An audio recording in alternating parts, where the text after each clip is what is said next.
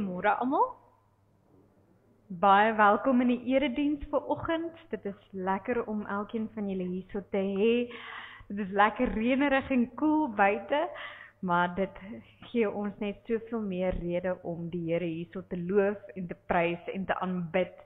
Hierso waar dit lekker warm en beskik is, watter voorreg is dit nie dat ons hierso kan aanbid nie.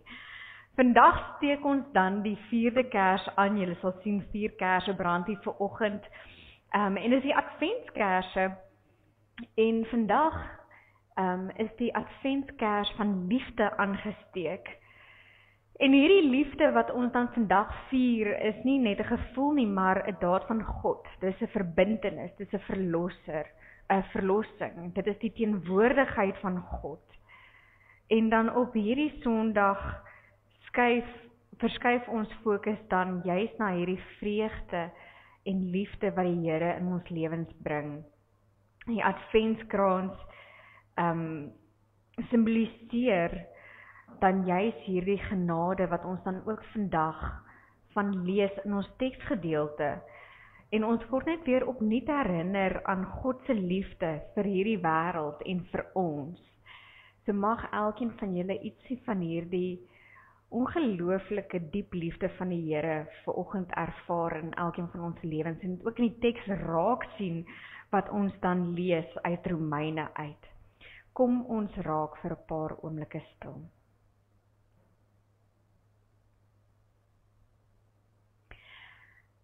Die Here gee self vir ons 'n teken.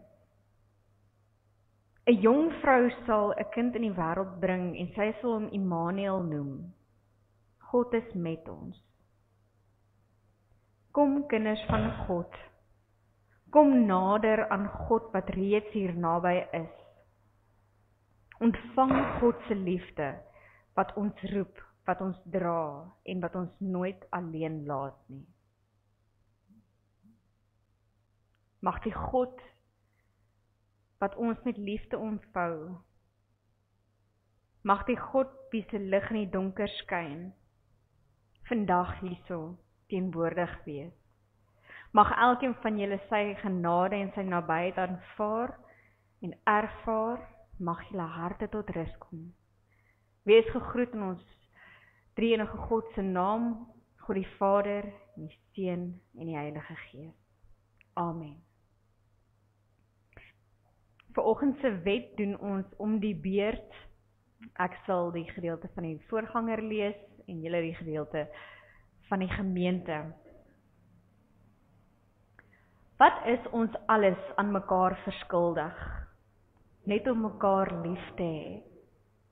Watter deel van God se wet voer ons uit wanneer ons mekaar liefhet? Die hele wet van God, want al die gebooie word daarin saamgevat. Die samevatting van die wet van God is: jy moet jou naaste lief hê soos jouself. Die liefde doen die naaste geen kwaad nie. Daarom is die liefde die volle uitvoering van die wet. Ek lees dan vir ons 'n geloofsbelydenis. Julle is welkom om dit op die bord te volg of dan net rustig te sit en luister. Dit is die geloofsbelydenis met Kersfees. Ek glo dat 'n engel van die Here aan Josef verskyn het. Josef, seun van Dawid, moenie bang wees om met Maria te trou nie, want in haar verwek is kom van die Heilige Gees. Sy sal 'n seun in die wêreld bring en jy moet hom Jesus noem, want dit is hy wat sy volk van hulle sondes sal verlos. Die ware lig wat elke mens verlig was aan die kom na die wêreld toe. Ek glo dat Jesus gebore is toe Sirenius gouverneur was in die provinsie Sirië. Ek glo dat dit so beskik was dat Josef en Maria na Bethlehem toe moes gaan om ingeskryf te word. Terwyl hulle daar was, het die tyd gekom dat haar kind gebore moes word. Sy het haar eersteling seun in die wêreld gebring en hom in doeke toegedraai en in 'n krib neergelê, omdat daar vir hulle geen plek in die herberg was nie. Saam met die engele juig ek: eer aan God in die hoogste hemel en vrede op aarde vir die mense in wie hy welbehaag het. Dit het alles gebeur sodat die woord van die Here deur sy profeet gesê het en vervul sou word.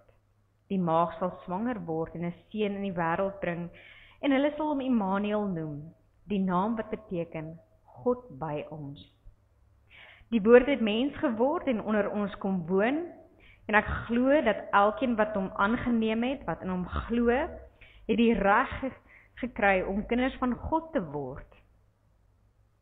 En in hierdie tyd is hierdie ook 'n belydenis dat ons ook werklik die Kersverhaal glo en die Kersverhaal uitleef. Ons teksgedeelte kom vanoggend uit Romeine uit en ons lees uit Romeine 1 die eerste 7 verse daarso. Nou hierdie is nou weer 'n brief van Paulus, weer 'n inleiding van Paulus, weer 'n opskrif of 'n groet van Paulus. Ons het verlede week mos Paulus se groet aan die Korintiërs gelees en vanoggend lees ons nou hierdie eerste gedeelte wat hy met die Romeine begin praat. Van Paulus, 'n dienaar van Christus Jesus, geroep om apostel te wees, afgesonder vir die evangelie van God. Hierdie evangelie het hy vooruit deur sy profeet in die Heilige Skrif aangekondig en dit handel oor sy seun. As mens is hy uit die geslag van Dawid gebore. Op grond van sy opstanding uit die dood is hy deur die Heilige Gees aangewys as die seun van God wat met krag beklee is. Jesus Christus ons Here. Deur hom het ek die genade ontvang om apostel te wees onder al die heidene nasies, om tot eer van sy naam mense tot geloof en so tot gehoorsaamheid te bring. Julle is hierby inbegrepe. Ook julle is geroep om aan Jesus Christus te behoort. Aan almal in Rome vir wie God liefhet en wat hy geroep het om aan hom te behoort. Genade en vrede vir julle van God ons Vader en Jesus die Here. Genade en vrede vir julle van God ons Vader en die Here Jesus Christus. So ons lees net tot sover. En dit is baie opmerklik nou weer, Paulus skryf baie goeie briewe. En vanoggend stel hy homself voor aan die Romeine. En Paulus dink die heel belangrikste ding van homself is dat hy geroep is om aan Christus te behoort. Hy is geroep om die evangelie te verkondig, veral aan die ongelowiges. En die Nuwe Testament vir kinders vertaal die eerste vers so: God het vir my Paulus 'n werk gegee. Hy wil hê ek moet met almal oor Jesus gesels. So dit is hoe hy die brief begin. Paulus ken ons mos nou baie goed. Ons het nou al baie van hom gelees in die Nuwe Testament. Paulus is oorspronklik bekend as Saulus van Tarsus. En hy was 'n invloedryke figuur gewees in die vroeë Christendom.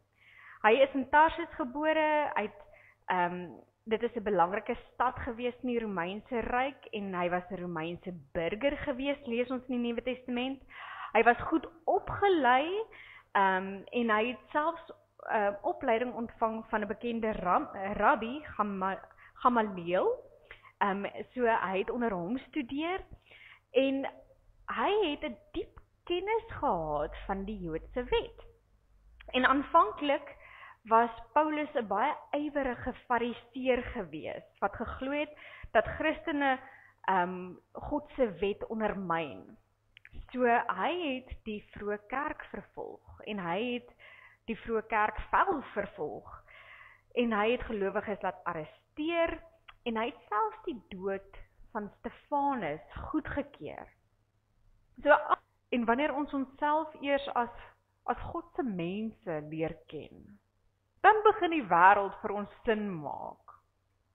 Die apostel Paulus is een van die eerste mense wat deur die goeie nuus van Christus aangegryp is. En Paulus het 'n paar groot foute in sy ywer begaan, soos om gelowiges te vervolg en moorde goed te keer, maar tog, toe Jesus hom kom aanraak het, toe het hy die draer van goeie nuus geword. En dit is hierdie goeie nuus waarvan hy getuig. En dan lees ons van hierdie goeie nuus waarvan hy getuig in hierdie eerste 7 verse. So, kom ons vat net so 'n klein treetjie terug en sê vir mekaar, wie is die gemeentes in Rome? Wie is Rome? Nou in die eerste instansie was die leefwêreld van die Romeine waarvoor Paulus geskryf het, een van swaar kry gewees. Eerstens leef hulle onder die wreedheid van keiser Nero, en as hierdie keiser nie van jou gehou het nie, het hy jou sommer laat doodmaak, en daarom het die mense ook van heinde en ver gekom om hom te aanbid. Hy het verskriklike groot politieke mag gehad, ekonomiese mag gehad, hy het selfs op die intellektuele gebied baie mag uitgeoefen. So die mense was bang vir hom gewees. En hy het letterlik hierdie Christene vir wie Paulus skryf se lewe hel gemaak. Sy aanhangers, die mense wat naby hom geleef het, se wreedheid teenoor medelandsburgers en veral oor die gelowiges in Rome, het geen grense geken nie. Hulle het die lidmate van die kerke se lewe versuur, om die minste te sê. En dan skryf Paulus ook vir hierdie gemeentes, en hierdie gemeentes het ook faksies gehad, faksiegevegte, die mense wat uit die Jodendom kom, het die gelowiges uit die heidendom as minderwaardig beskou, alhoewel die mense wat uit die heidendom uitgeglo het, eintlik hulle was 'n bietjie meer waardig geweest as die mense uit die Jodendom uit. Maar ten spyte van hier was daar ook 2 groepe geweest in die gemeentes geweest. So die gemeentes self het ook maar so klein bietjie gesukkel. Hulle moes mekaar dien eerder as mekaar kritiseer, en hulle het nie regtig dit reg gekry nie. So, selfs in die gemeente was dit nie lekker geweest nie. En vir hierdie mense skryf hy nou. En juis omdat daar nou hierdie 2 groepe binne in die gemeente ook was, gelowiges moenie so in 2 geskeer word nie. Een moenie dink hy is beter as ander omdat hy uit die Jodendom kom en hy het die wette gevolg, hy was op die 8ste dag besny, hy ken die wet van God en hulle was geglo, hulle was die geroepenis gewees nie. So hulle moet hulle self nie meer ag as die ander nie, en die ander moet hulle self ook nie meer ag as die Jode nie. En hy skryf, maar God is lief vir almal. Die Here het vir almal gekom. Hy sê aan almal in Rome wat aan hom behoort. Dan sê hy, moet Paulus vertel dat God vir hulle lief is. Moet ek as Paulus vertel, God het hulle lief. Hy met die oortuiging, want alhoewel hy nie een van die 12 disippels was nie, glo dat hy geroep is om aan almal te vertel, aan die Jode en aan die heidene nasies. God het gekom vir almal in Rome vir wie die Here lief het en vir wie hy geroep het. Nie net sekere mense nie. En omdat Paulus hiervan oortuig was, roem hy hom nie op die feit dat hy 'n Hebreër is nie. Ook nie dat hy uit die stam van Benjamin kom nie, of dat hy 'n Jood of 'n Fariseer is nie. Ons het nou gehoor hoe lank is sy CV. Ook nie dat hy in die naam van die Here mense laat doodmaak het nie. Ook nie wat hy alles bereik het nie. Dit is nie vir hom belangrik nie. Al hierdie feite is waardeloos. Dit maak nie vir hom saak nie, want wat vir hom saak maak is dat hy geroep is om die goeie nuus te versprei. En wat is die goeie nuus dan? Wat is die inhoud van die goeie nuus wat Paulus moet versprei? Vir mense in Rome was dit 'n belangrike inslag gewees, want God se mag is anders as die van mense. Die mense in Rome het mag geken. Hulle het keiser Nero geken wat met die praat van 'n woord dinge kan laat gebeur. En Paulus kom en hy sê, die Here het gekom. God se mag is almagtig. Dit is nie afhanklik van mense se steun nie. Dit word nie gebruik om mense soos spionne rond te stoot, soos wat die Romeine geken het in daardie tyd, hoe mag werklik werk nie. Die mag wat aarde toe gekom het. God wat die mag het om mense te red. Sy mag lyk anderste as die van 'n keiser of van 'n politieke sisteem of van 'n Romeinse ryk. Dit lyk anderste as die mag van hierdie keiser Nero. Want wat is die goeie nuus?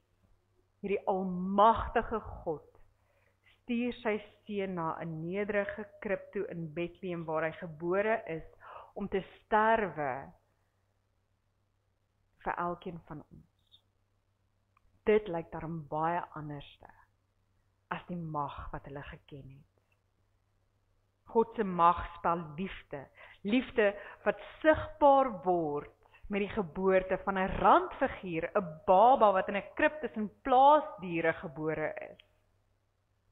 En dis die goeie nuus wat in Paulus se hart is, 'n baba in 'n krib. Hierdie baba se geboorte kondig Paulus aan op 'n manier wat almal sal verstaan. Hy sê hierdie geboorteverhaal is nie maar net 'n mooi storie nie. Jesus is die seun van God wat gebore is. Hy is 'n koninklike nasaad uit die geslag van Dawid gaan hy aan. Sy geboorte was so spesiaal dat die profete van die Ou Testament al daarvan getuig het. Sy opstanding uit die dood is die hoogtepunt hiervan, toe die Heilige Gees hom as seun van God aangewys het en bekleed het met mag. Vers 4. Dit is hoe hy die goeie nuus aan hierdie Romeine bekendstel. Hy sê, ek is geroep om hierdie vir julle te verkondig. Christus het gekom en dis die Kersboodskap in 'n klein paar versietjies. So word God se liefde vir die ganse mensdom 'n werklikheid. Deur dit. Die nuus is vir almal, sê Paulus. Almal van julle, vir wie God geroep het en gekies het en lief het. Nou verseker Paulus vir al die gelowiges, vir al hulle wat heidende van geboorte af is, dat God se grootste geskenk dit is, dat hulle nie verlore sal gaan nie, maar die ewige lewe sal hê. Ek lees dit ook in Johannes 3. So lief het God die wêreld gehad, dat hy sy enigste seun gestuur het, vir die wat in hom glo, dat hulle nie verlore sal gaan nie, maar die ewige lewe sal hê. Daar's 'n versekering dat niks hierdie mense uit God se hand uit kan ruk nie. En die resultaat van hierdie goeie nuus is dat elkeen wat glo, dit ook aan ander moet vertel. Nie van 'n hoë posisie van ons weet meer as julle nie, maar as dienaars van ons Here Jesus Christus. Hy sê, maar julle moet dit eers self glo. Hiertoe word ons geroep. Dis nie net ek, Paulus, wat 'n roeping het nie, maar elkeen van julle ook.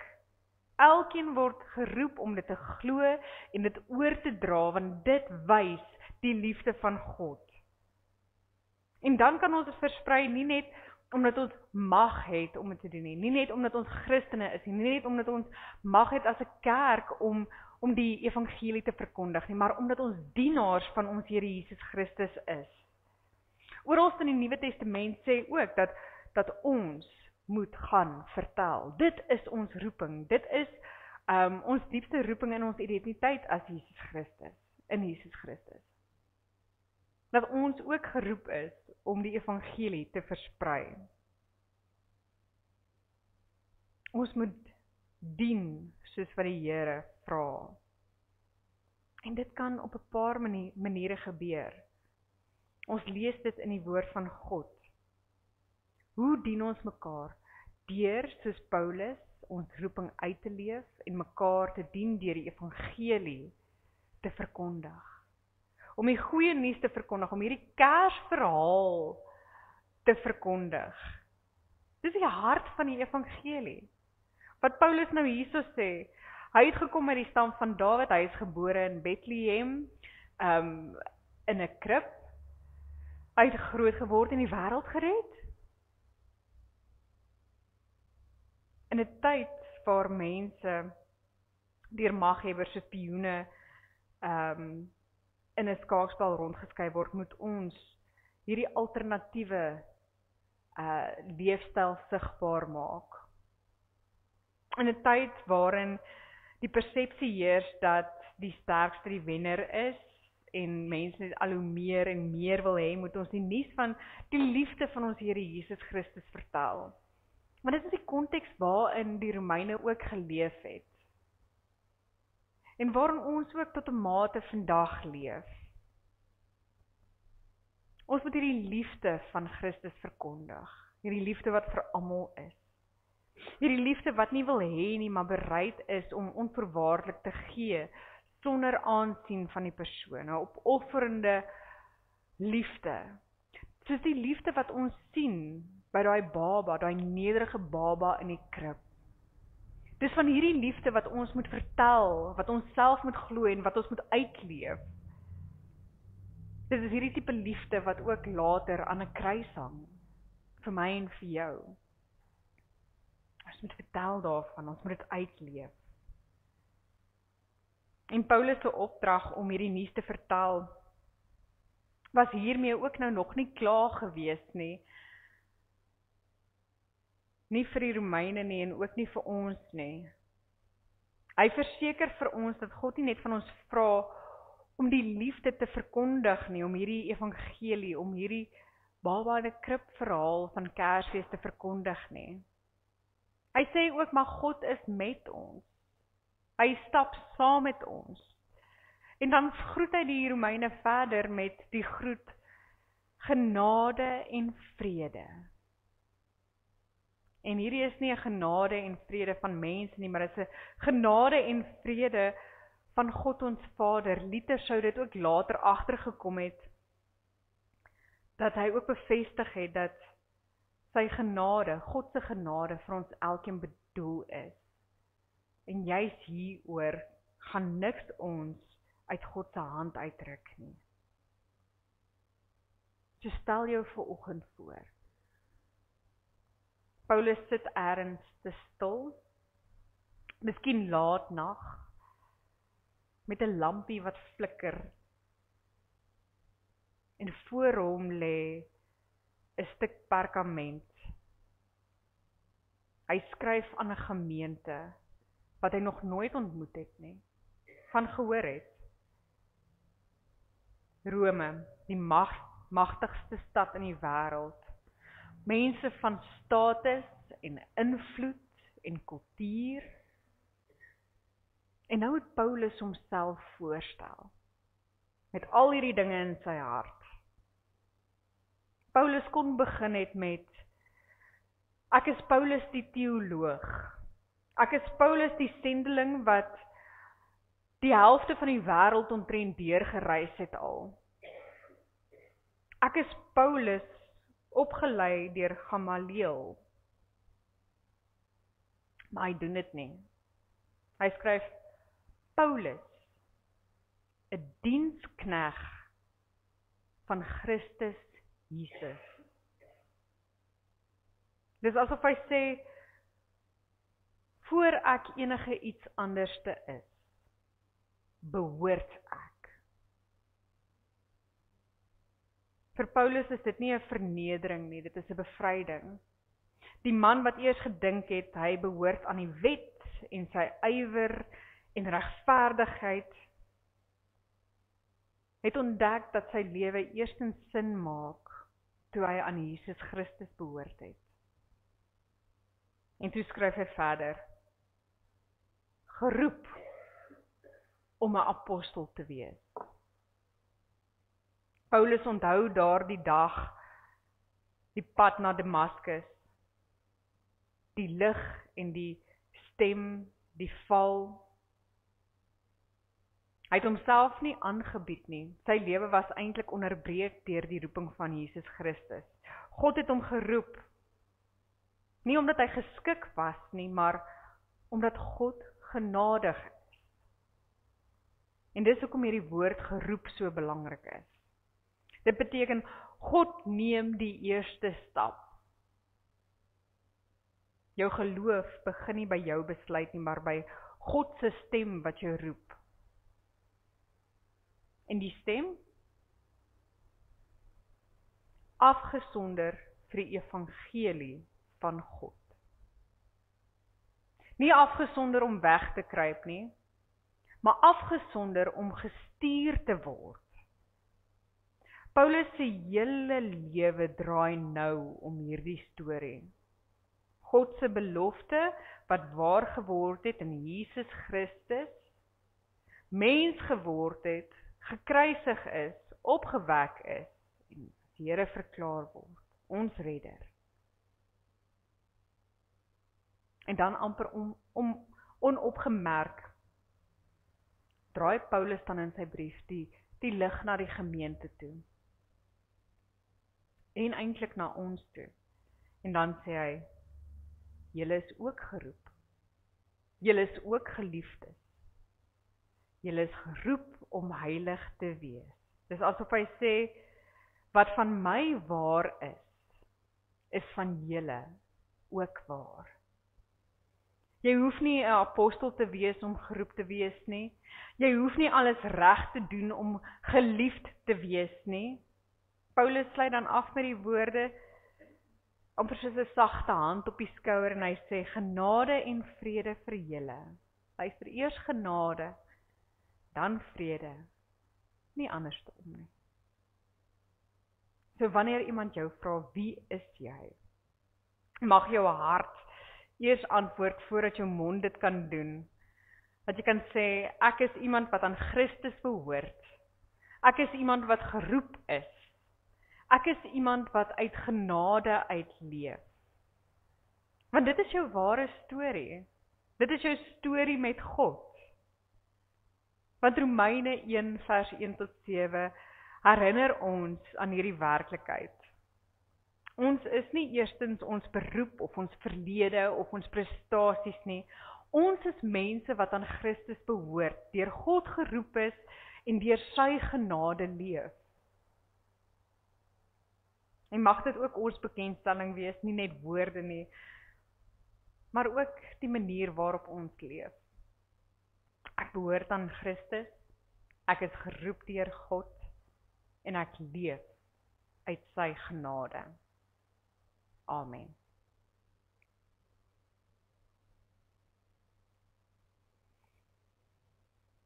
Vader, dankie vir die wonderlike boodskap van die evangelie, dat dit ook vir ons is, dat dit vir almal is, en dat ons ook weer in hierdie Kerstyd weer net opnuut dit kan beleef. Vader, mag ons dit so uitleef, en mag ons lewe so getuig van dit, dat ons ook self sal glo, dat ons geroep is, Here, afgesonder is, geheilig is, aan U behoort, en uit die genade uitleef. Here, dat dit ook op hierdie manier nie vir ons 'n moeilike ding sal wees om in hierdie Kerstyd te verkondig nie. Here, maar dat ons binneste net wil spring van vreugde, omdat dit vir ons ook waar is, en dat ons dit so wil vertel vir almal. Seën elkeen wat vanoggend hierso is, en ons wil bid dat ons nie ons identiteit sal vind in allerhande aardse goeders, maar dat ons sal weet dat ons eerstens aan U behoort, en dat ons eerstens deur U geroep is, en dit die belangrikste is, voordat ons identiteit vind in enige iets anderste wat die wêreld vir ons sê, of wat ook vir ons belangrik is. In U naam alleen. Amen. Wanneer ons volgende kyk na die boodskapper, sal julle sien dat hierdie boodskapper nou vir Desember en Januarie is. Daar word eers weer, ek dink die eerste week van Januarie 'n nuwe boodskapper gedruk, wanneer die kantore weer oopmaak na die 5de, so dit sal dan, ek dink, die Sondag daarna wees. So julle sal sien die verjaarsdae is ook so tot en met die 10de. En ek sien daarom Antoinette is vanoggend hierso, ek het haar ernstig gesien, wat hierdie week verjaar, baie geluk met jou verjaarsdag Antoinette. Is daar enigiemand anders wat in die komende week verjaar? Enige huweliksherdenkings, so oor Desember is daar vreeslik baie huweliksherdenkings. Is daar ook iemand wat nog goeie nuus het vir ons? Enige ander nuus? En dan moet julle asseblief onthou dat ons Kersdiens donderdag is om 8:00 en dit is ook nagmaal. So as jy dalk vriende en familie by jou het, is julle welkom om hulle ook saam te nooi. Julle is baie welkom. Dit is 8:00 op Kersdag. Dorcas, wil jy ietsie sê? En dan sal julle ook sien dat daar heelwat projekte is wat ons nou mee afsluit en wat begin ook vir 2026. Ons sal so vroeg in 2026 ook aankondig soos vir die projekte gaan. Maar baie dankie vir almal se ondersteuning tot dusver in 2025. En dan is die kalenders gedruk. Julle kan op pad uit vir elkeen 'n kalender vat. Kalender vir 2026. Julle sal sien, op Januarie se bladsytjie is daar nou 'n foutjie. Nuwejaarsdag is nie op die 1ste nie, maar is 'n dag voor die tyd, man. Daardie fout gaan net daarso wees vir 30 dae tot julle hom afskeer en dan is die kalender verder reg. Maar vat vir julle 'n kalender asseblief.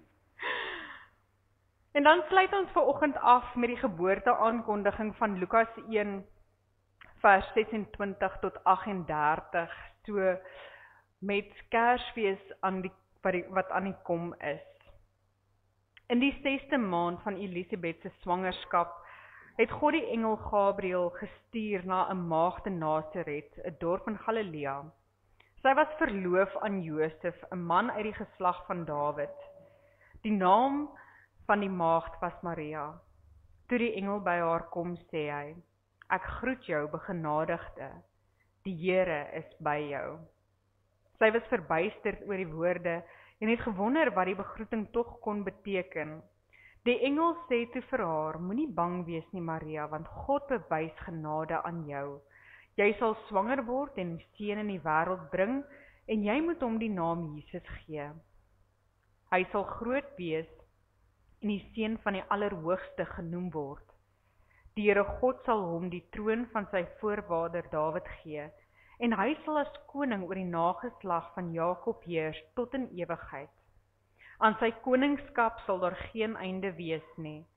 Maar Maria sê vir die engel: "Hoe is so iets moontlik, aangesien ek nog nooit omgang met 'n man gehad het nie?"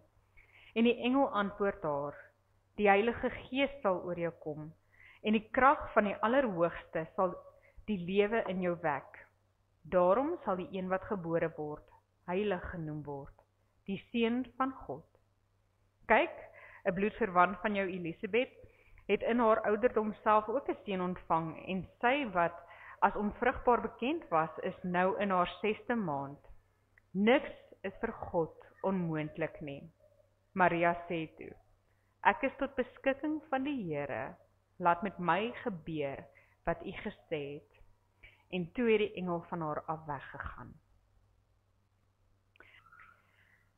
Die genade van ons Here Jesus Christus en die liefde van God ons Vader en die gemeenskap van die Heilige Gees sal met julle elkeen wees.